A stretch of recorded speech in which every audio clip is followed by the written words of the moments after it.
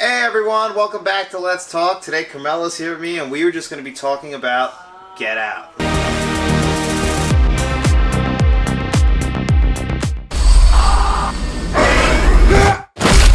bomb is a terrible thing to waste. Get Out was released in 2017. It's directed by Jordan Peele in his first directed movie. He did comedies before this. You probably remember him from Mad TV and Key and Peele fame. Carmela, what did you think of Get Out? I'm a big Jordan Peele fan. Just the movie, like, it just literally from the opening scene just pulls you in.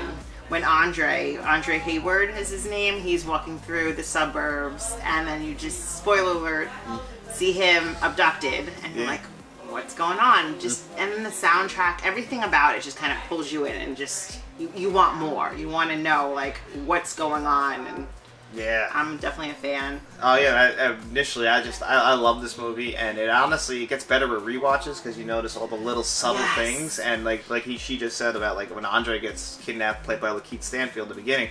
I didn't notice until I watched this last night that the car was the brother's car that drove up. Oh, you didn't know? Yeah. No idea. I assumed it was somebody in the family, but I didn't know who it was, and now it confirmed to me that was the brother. I didn't put it together until last night when he got in the car, and I was like, holy shit, that's the first car from the beginning of the movie. I always assumed he was like the muscle of the family. You know, she, spoiler alert, lured the men in. He was the muscle, you know, trying to become what his dad is with, you know. It started with the grandfather. You know, so we're going full spoilers on this. We're going to really just discuss like what this movie is about and, you know, what makes it so special, because this is one of the best horror movies in the last like 15 years because it's just so well thought out, and like the underlying message with like the political landscape is so important, and only a director like Jordan Peele can pull that off. If you've seen this or Us, you know, like in the sense like, you know, they're kidnapping black people and white people are, you know, taking over them, and you know, just their consciousness is like gone, and it's just they're putting the white person's consciousness into them for their physical abilities. So just basically in society, when an African American does something as far as their music, their looks, sometimes it's looked at, well, most of the time it's looked down upon, but then when somebody, you know, a Caucasian person does it, it's celebrated. You know, just... Yeah, it happens a lot, like with, a lot of people have always said that Elvis, you know, one of the most famous white people ever, stole a lot of his stuff from Chuck Berry. You know, it's been happening, and I'm sure, like, I'm not black, so I can't say, you know, it's just that a lot of white people will take things from black culture, spin it in their own way, and not even acknowledge where they took it from. And, you know, this movie touches on all that. Like, you know, they say, like, you know, we see in the NFL and the NBA, like, how great black athletes are. But white people, they try and spin it as being the smart ones, and, you know, black people shut up and play, and it's, you know, messed up, and but white people want that physical ability. In this movie, they're essentially stealing it. Yeah, they're saying black is in. That's one of the... black is in, because that guy was into the fashion, you know? But Stephen Root, who ends up actually buying the rights to his body, when you really say it out loud, is fucked up. Yeah, you know, gives you like the chills. I mean, that's basically, you know, that's an algorithm for slavery. You know, like, definitely. And you know, basically that's what he's doing. But he just wanted him for his eyes. He didn't even care about the color. Yeah, still messed up, but you know, he just wanted him because he was you know, he had a great eye for taking pictures. And I feel like he was the only one there that really he didn't care the race of the person. He just wanted his talent. But everybody else that was at the party was just kind of wanted it, like, you know, black is, you know, as like black is in, cooler, you know, this and that, like more athletic. I'm just going by what the movie says. Yeah, that's not how we feel. Yeah. But you know, it's pretty messed up, like, when you really think about it, but this is how people think, and I really, like, I don't, not in this movie, but in the movie Do the Right Thing, the thing that always stuck with me was Spike Lee's character asks John Turturro's character, like, you know, who's your favorite actor? And he said Eddie Murphy. Who's your favorite singer? And he said Prince. And he's like, you like black people, but he viewed them more as, like, when they get to a certain celebrity or a certain amount of money, they're not black anymore. They, like, cross a line. And unfortunately, a lot of people think like that. You know, and I think that this movie's trying to show you how a lot of people think, even if you don't feel that way. It's how a lot of black people feel. You have to try and take yourself out of it and put yourself in those shoes. I mean, I could be off base. I don't know if I'm right or wrong. just how I interpreted it. I definitely agree with you. The more you watch this movie, the more you kind of get the Jordan Peele definitely put like little Easter eggs throughout the entire movie.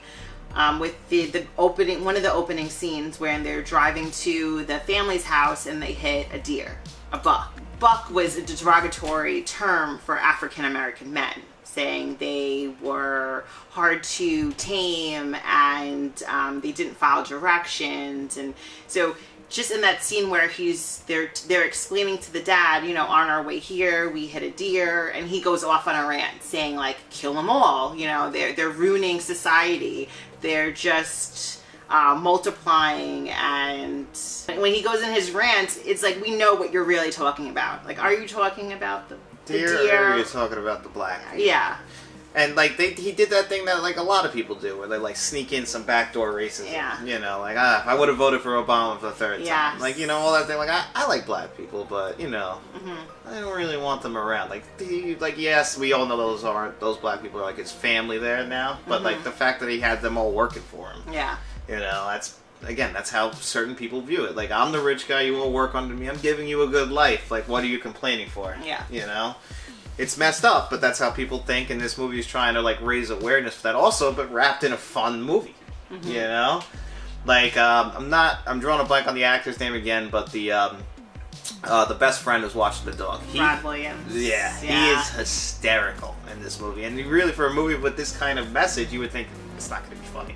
Oh, but it's fun. It's funny. You need him in the movie because the movie's so heavy, it's so deep, and then he's just kind of like the little comic relief throughout. He definitely makes it, I don't want to say a fun watch, but he makes it more enjoyable, I guess. You giggle throughout.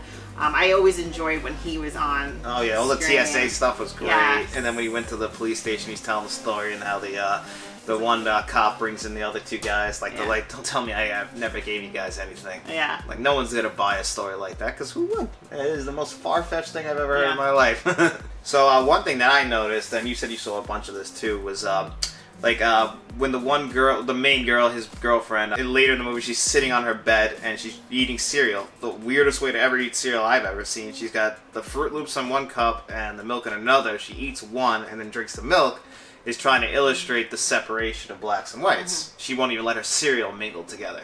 She feels like they should be separate. Yeah. So I think that was like, you know, right on the nose kind of thing, but you might not notice it. But you said you noticed a bunch of that. Yeah, there's also a scene during the party, I was reading, that they purposely had people wear white and black, and then some red thrown in there. And the white and black was supposed to be an example of the racial tension in this country. So there was little things thrown throughout this movie that you normally wouldn't notice. Like Jordan Peele, for a directorial debut, he really hit a home run, and there's a reason why, you know, everyone really looks forward to his movies, and the reason why everyone is excited for like the shows he's involved in, like The Twilight Zone, or like when he produces, because he made this was the start. Yeah. Nobody saw this coming. This guy was a comedian. Then eventually he would make Us, which I know you're also a huge fan of. Oh yes, I love Us. So actually, stay on the lookout. We'll do an Us review before his next movie, Nope, which we're also really excited about. I'm very excited for Nope. Do you guys have any predictions? If you have any predictions of what that movie is about, leave that in the comments section, because he doesn't tell you anything about his movie. What do you think it is? I thought it was a monster movie until you said that you thought it was an alien I think movie. it's Alien. And I watched the trailers again, and there's a scene like where it looks like he's touching someone's hand on the table. Yeah. So I'm gonna guess you might be right with the alien. There's thing. like a little booth too off to the side where you see like little alien faces, and I was just like, okay. Yeah. We were like, where are they? Are they in California? Are they in New Mexico? Well, New Mexico would make sense. Yeah. Yeah, but the Roswell thing. Yeah. So actually, that would be really cool.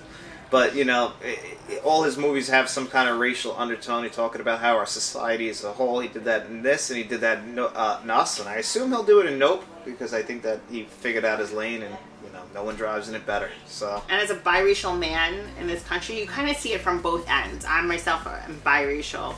So you see it from, you know, your white side, your black side.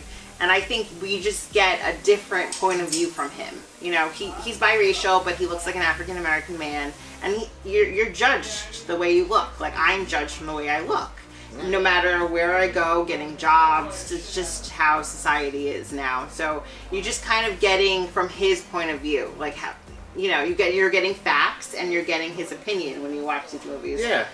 You know, obviously you could take away from it whatever you will. This is our opinions completely. Like, this is what we took away from it. You're welcome to agree or disagree. Please leave your comments in the comment section below. Be respectful. Yes, Obviously, please. this is a very sensitive subject. Yeah. You know, and you know, try and be sensitive to your fellow man or woman on this planet, or whatever they are. It doesn't matter. Just be nice to them and treat them with respect. And you know, that's really the underlying message. It's like, we don't have to be separated. No, we don't. And just understand what the other person's going through. Try and understand from somebody else's position. I know it's hard, believe me.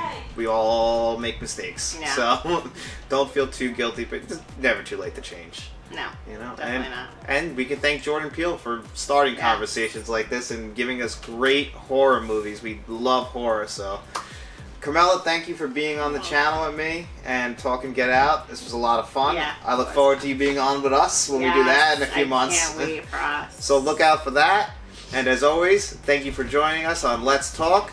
Make sure you like, share, and subscribe, and tell all your friends. Hey guys, thanks for sticking around. I hope you enjoyed me and Carmela's video about Get Out after 5 years. If you can believe that movie's been out for 5 years. I know I can't. Well, we have to take care of some business right now. And it's Monday, so you know what that means. Today we're going to pick a winner of our digital code, and this week we were giving away Casino. Casino came out in 1995, stars Joe Pesci and Robert De Niro. It's one of my favorite Martin Scorsese movies. So I want to thank the 5 people who entered for a chance to win Casino. Somebody's life is about to change. So let's spin my magic wheel. Who says win the lottery is the best when you can win this? Oh! Wow, we actually had a squeaker there. I thought that was going to land on Lou for the 2nd week in a row, but no! Lisa, congratulations. I know Lisa's new to our channel. She was asking about how to get in, and in her first week, she actually won. That's pretty cool. Congratulations. You can reach out to me in the next 24 hours to let me know to claim your prize on Facebook, Instagram, Twitter, on YouTube, anything you want. Our email, it's letstalkentmt@gmail.com if you want to reach out to us there too, and we will give you that digital code. And as always, guys, thank you for entering into this. We do it every week, so always come back on Friday's video for a chance. All you have to do is answer the question that we ask in that video, and then you're entered, and then we come back here on Monday. We spin my wheel of fortune, if you will, and then I pick a winner and I change their lives. And guys, we're also doing a 500 subscriber giveaway. Once we hit our goal of 500 subscribers, we are giving away a Godfather trilogy set, 4K trilogy set. Actually, a review for it should be out sometime next week. And then we will be giving one of those away once we hit 500 subscribers. It's probably my most anticipated 4K of the entire year, and we get 3 of them in there. So definitely want to be a subscriber on this channel now if you want a chance to win that 4K Blu-ray set. And guys, thank you so much for sticking around to the end of this video, even if you're not entered. And as always, guys, please like, share, and subscribe, and tell your friends.